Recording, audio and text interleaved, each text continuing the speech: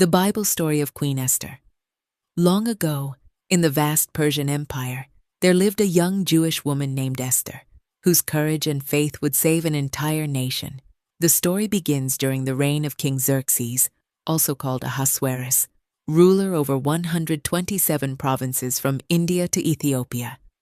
After Queen Vashti was removed for disobeying the king, a search was made for a new queen. Among the young women brought to the palace was Esther, an orphan raised by her cousin Mordecai. Esther was beautiful, humble, and wise.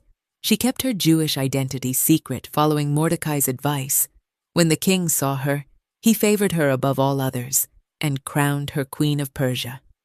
One day, Mordecai uncovered a plot by two palace officials who planned to assassinate the king. He reported it through Esther, and the plot was stopped. This heroic act was written in the royal records, but at the time, Mordecai received no reward. Soon after, a powerful official named Haman rose to prominence. The king commanded everyone to bow before him, but Mordecai refused because of his faith in God. Furious, Haman didn't just want to punish Mordecai, he plotted to destroy all the Jewish people in the empire. Haman convinced the king to sign a decree ordering the extermination of the Jews on a specific day. The decree could not be reversed under Persian law. When Mordecai learned of the decree, he mourned and urged Esther to act. Esther hesitated. Approaching the king without permission could mean death. Mordecai sent her these famous words, "Who knows whether you have come to the kingdom for such a time as this?" Moved by faith, Esther asked all Jews to fast and pray for 3 days, and she did the same. Then she bravely went to the king. The king welcomed Esther and offered her anything she wished. Instead of revealing her request immediately, Esther invited the king and Haman to a banquet. She invited them again the next day, building suspense and setting the perfect moment. That night, the king could not sleep. He ordered the royal records to be read and discovered that Mordecai had once saved his life but was never rewarded. The next morning, Haman came to ask permission to hang Mordecai.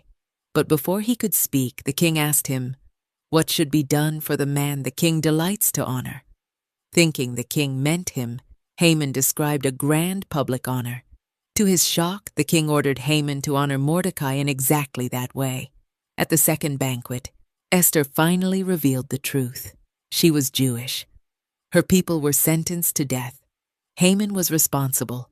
The king was enraged. Haman was executed on the very gallows he had prepared for Mordecai. The king elevated Mordecai to Haman's position and allowed the Jews to defend themselves. They were saved from destruction, and their victory was celebrated. This deliverance is remembered through the Jewish festival of Purim, a celebration of God's hidden but powerful protection. If you enjoyed this content and want to see more, don't forget to subscribe so you never miss an update. Hit that like button to show your support, and share this with your friends and community to help us grow. Your support makes a huge difference. Thank you for being part of this journey.